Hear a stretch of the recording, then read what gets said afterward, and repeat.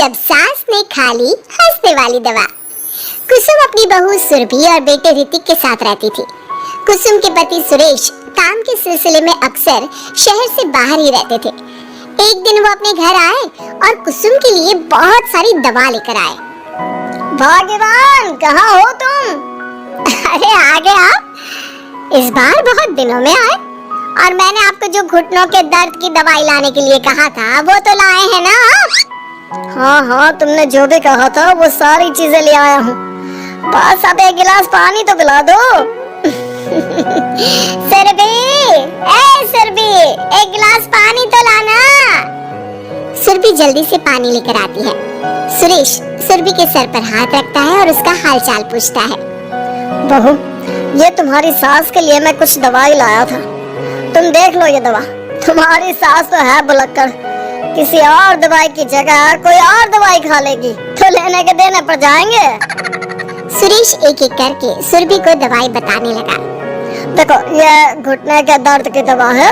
ये घुटनों के दर्द के लिए मालिश का तेल है, रोज रात को मालिश करनी है इससे। ये बीपी की दवा और ये कमर दर्द की।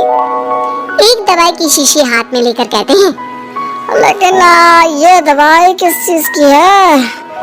लगता है मेडिकल वाले ने गलती से दे दिया। सुरेश कुछ दिन अपने घर वालों के साथ रहता है और फिर शहर से बाहर चला जाता है। सुरभि रोज अपनी सास को दवाई दे देती है, लेकिन एक दिन वो घर के काम में बहुत व्यस्त होती है और अपनी सास को दवाई देना भूल जाती है। लगता है सुरभि को आज बहुत ज्यादा काम है। चलो कोई बात नहीं, मैं खुद ही दवा ले लेती हूँ।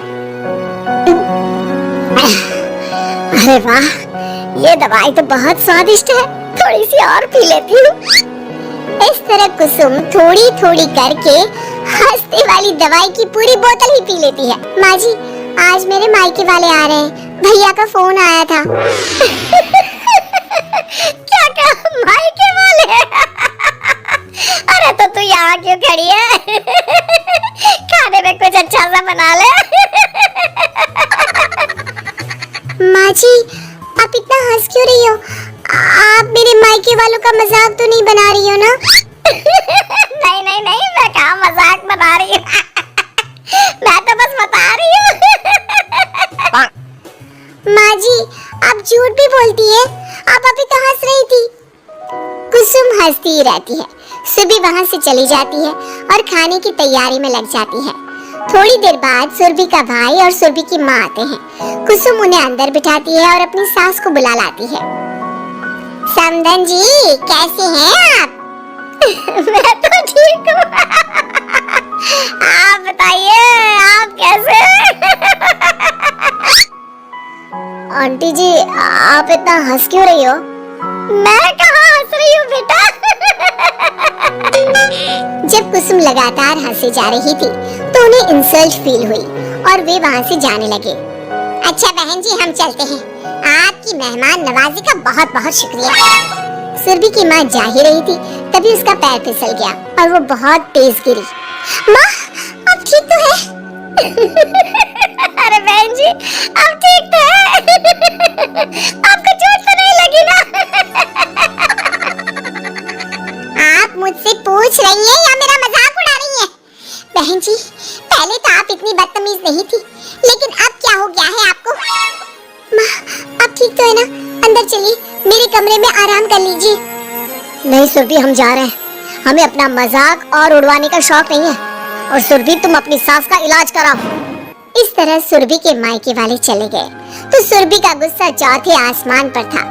उसने अपनी सास से कहा, माँ जी, आपने मेरे भाई और मेरी माँ के साथ ऐसा क्यों किया?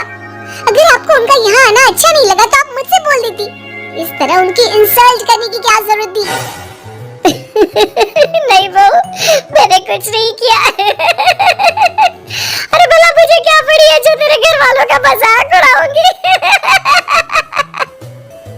देखिए देखिए माँ जी, आप अब भी हंस रही है। आपसे तो बात करना ही बेकार है। सुरभि वहाँ से चली जाती है। अगली सुबह सुरभि को बहुत तेज बुखार हो जाता है और कुसुम उसे आवाज लगाती हुई उसके कमरे में जाती है। सुरभि, सुरभि, क्या हुआ? अभी तक सो रही हो तुम? हो गया? माँ जी, मुझे बहुत तेज बुखार आ रहा है। अच्छा ठीक है, ऋतिक को बुलाती हूँ। माँ जी, मुझे बुखार आ रहा है और आप हंस रही हैं। अरे नहीं बहू, मैं कहाँ हंस रही हूँ? वो तो मेरी हंसी रोक ही नहीं रही है। माँ जी, जब आपकी तबीयत खराब होती है तो मैं आपका कितना ख्याल रखती हूँ और आप मुझ पर हंस रही हो। चले जाओ आप यहाँ से। बहू सुन तो सही। नहीं माँ जी, आप जाओ यहाँ से। अब तो आपके बेटे ही आपसे बात करेंगे और मैं पापा जी को भी बताऊंगी कि आजकल आप क्या कर रही हैं। जब ऋतिक घर आया तो सुरभि ने उसे सारी बात बताई। मुझे तुम्हारी बात पर विश्वास नहीं हो रहा। माँ तो तुमसे बहुत प्यार करती है, फिर वो तुम्हारा और तुम्हारे घर वालों का मजाक क्यों उड़ाएंगी? खैर अभी छोड़ो इस बात को, अभी तो तुम मेरे साथ चलो, तुम्हारी दवाई ले आते हैं। कुछ दिन में सुरभि ठीक हो गई। एक दिन ऋतिक को पता चला कि उसके मौसी के बेटे राहुल की तबीयत बहुत खराब है, तो वो अपनी माँ और पत्नी को लेकर हॉस्पिटल पहुंचा। मौसी जी, कैसे हैं राहुल भैया? बेटी, इतने दिन हो गए मेरे राहुल को बीमार हुए, लेकिन उसकी तबीयत में कोई सुधार नहीं आ रहा। अरे छोटी, हुआ क्या है राहुल बेटे को? कुछ बता तो सही। माँ, आप हंस क्यों रही हो? कहाँ हंस रही हो बेटा? मैं तो अपनी बहन के बेटे के लिए परेशान हूँ। माँ, ये क्या तरीका है? रहने दे बेटा, ये तो मैंने सुना था कि मुसीबत में साया भी साथ छोड़कर चला जाता है। आज मैंने देख भी लिया। अरे नहीं बहन, मैंने ऋतिक और राहुल में ना कभी कोई फर्क नहीं किया। फर्क तो दिख रहा है कुसुम दीदी। अगर आपकी बेटी की तबीयत खराब होती तो आप ऐसे हंसती क्या? ऋतिक बेटा, ले जा अपनी माँ को यहाँ से। ऋतिक बहुत गुस्से में अपनी माँ से बात करने लगा, लेकिन कुसुम तो सिर्फ हंसे ही जा रही थी। ऋतिक ने अपने पापा को फोन करके बुलाया और उन्हें सारी बात बता दी। बेटा, तेरी माँ तो अपने घर वालों से बहुत प्यार करती है और वो बहुत समझदार है। वो ऐसी हरकत कभी नहीं कर सकती। जरूर कोई ना कोई बात है। कल मैं उसे डॉक्टर के पास ले जाऊंगा। शाम को खाना खाने के बाद सुरभि कुसुम को दवाई देने के लिए गई तो उसने देखा कि दवाई की वो बोतल तो बिल्कुल खाली थी जो सुरेश गलती से ले आया था। सुरभि ने वो बोतल सबको दिखाई। अरे, ये दवाई तो गलती से आ गई थी और मुझे तो पता भी नहीं कि ये किस मर्ज की दवाई है। कुसुम, क्या तुमने ये दवाई पी थी? हाँ जी, एक दिन जब वो काम में लगी थी ना, तो मैंने ये दवाई पी कर देखी थी। मुझे दवाई बहुत स्वादिष्ट लगी तो मैंने सारी पी ली। माँ, आपको दवाई स्वादिष्ट लगी? अरे आप भी बच्चों जैसी बात करती हो। ऐसे कोई भी दवाई नहीं पीनी चाहिए, इससे कोई बड़ा नुकसान भी हो सकता है।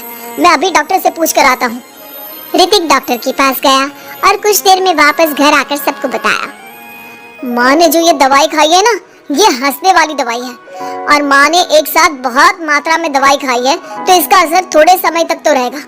उसके बाद माँ बिल्कुल ठीक हो जाएगी। अच्छा हुआ जो तू डॉक्टर से पूछ कर आया, नहीं तो हंसते हंसते मेरा पेट ही दुख गया है। तुम जब तक पूरी तरह ठीक नहीं हो जाती घर पर ही रहना, और घर पर कोई मेहमान आए तो उससे बात मत करना। आप ठीक कह रहे हो, मैं ऐसा ही करूंगी। अब मैं बिल्कुल हंसूंगी।